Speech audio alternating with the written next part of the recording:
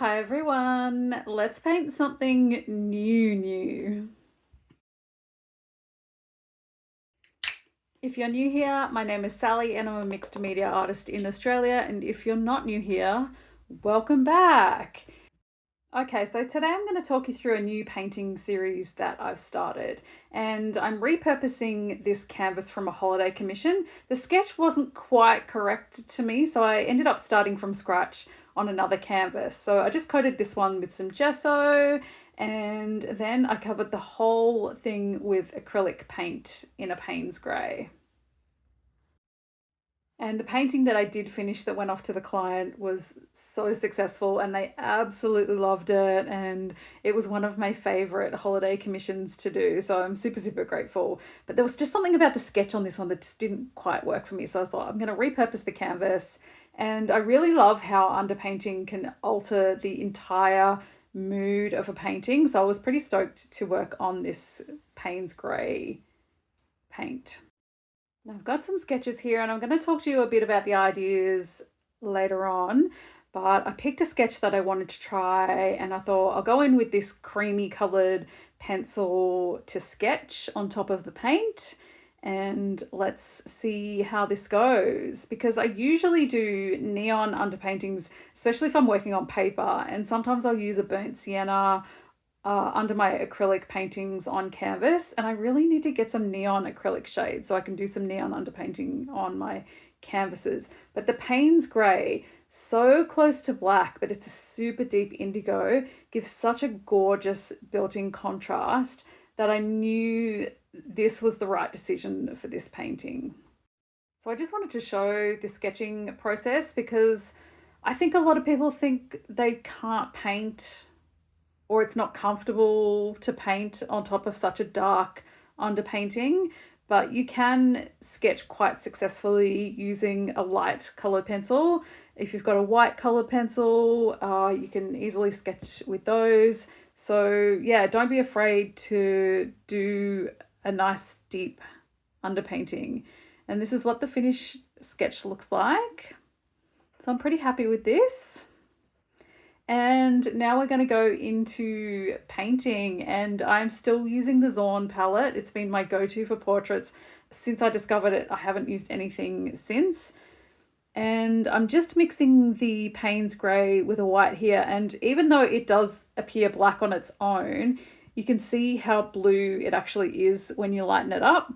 And I wanted the crescent moon to just be flat Payne's Grey, and the reason why I always have to pick a bit of cat hair out of my brushes is because of this right here. Echo has to sit right next to me. So there's always fluff everywhere. So underpaintings really can alter the entire mood of whatever you're painting on top. Like this painting on top of a neon underpainting would have a completely different vibe. And I was absolutely living for the contrast. It's giving Caravaggio, who I adore, and it has this instant chiaroscuro effect. And since these portraits are focused on emotion and the contrast of the public face versus our inner world, this just fit. And I'm still using my Zorn palette for all the portraits, which is titanium white, yellow ochre, vermilion, and ivory black. Though I do always add in the Payne's Grey because it's my absolute favourite deep shade and just gives that cool tone, whereas ivory black's a bit warmer. And Caravaggio actually had a very similar colour palette to the Zorn, adding in an umber and a lead tin yellow, and I'd really like to try his palette someday. And since I was getting classic Baroque vibes, I painted my subject with red hair. The auburn hair of the Renaissance paintings have always been a favourite of mine, and I just wanted this portrait to have an otherworldly, timeless feeling. And I think I've been successful capturing that. So I completed this painting last week, and it's been an idea that I've had for a while now, but it's taken me years to uncover. And it's about grief, personal grief, but also the grief of witnessing atrocities that aren't happening to you personally, and about how we live alongside this, doing our everyday tasks, going to our jobs, never being able to live without grief.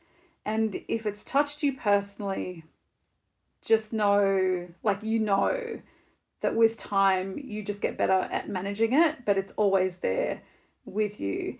And I've been saying to my best friend for ages now that I like the artwork that I've been making, but there's something in me that I haven't discovered yet.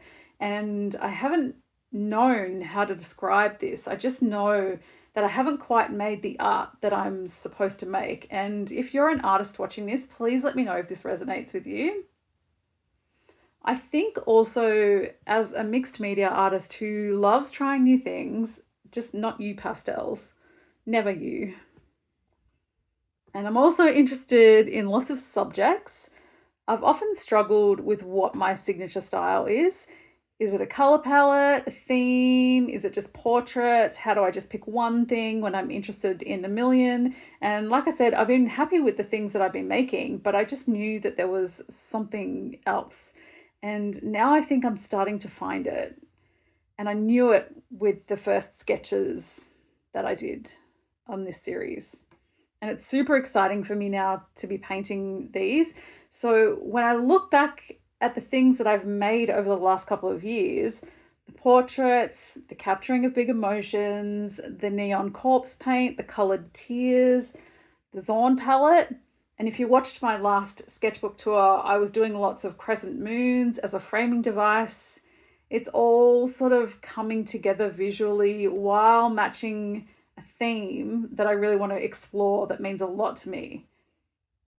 And the only way I've been able to uncover these ideas is by continuously making art.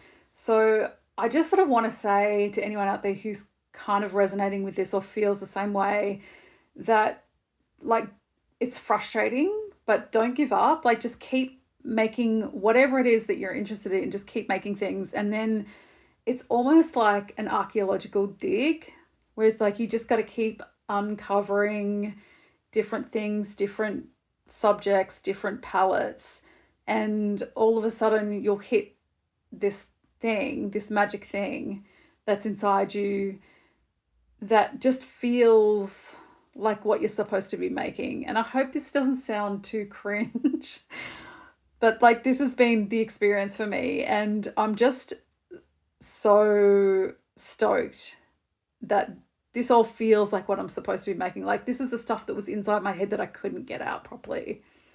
And I've been painting quite small, and I really like working on this size and capturing these teeny tiny details.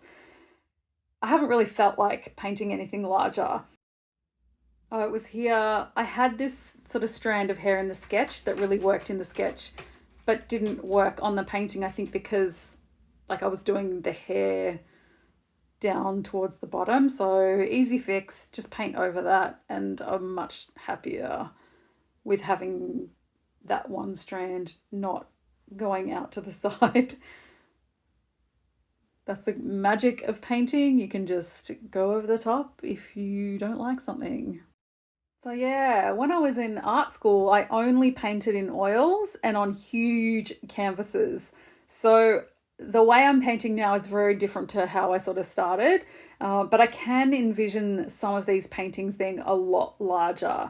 And I've got some bigger canvases that have just been sitting in my studio for ages, and I'm really excited to sort of actually put them to use with some of these portraits.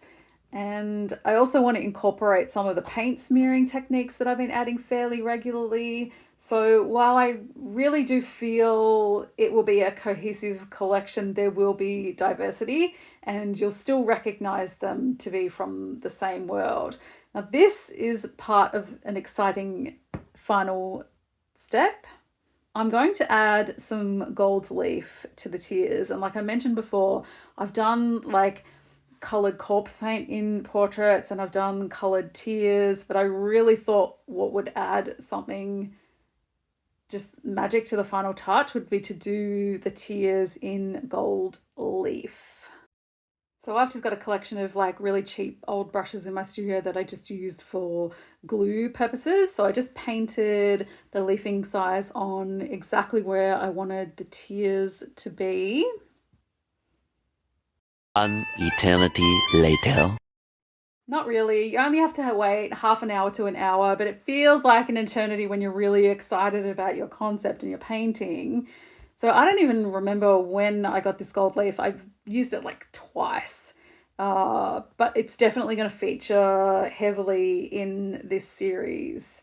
So it's very, very delicate and weighs like nothing. It just flies away. So I highly recommend you use some tweezers and just lay it gently on top of the tacky leafing size.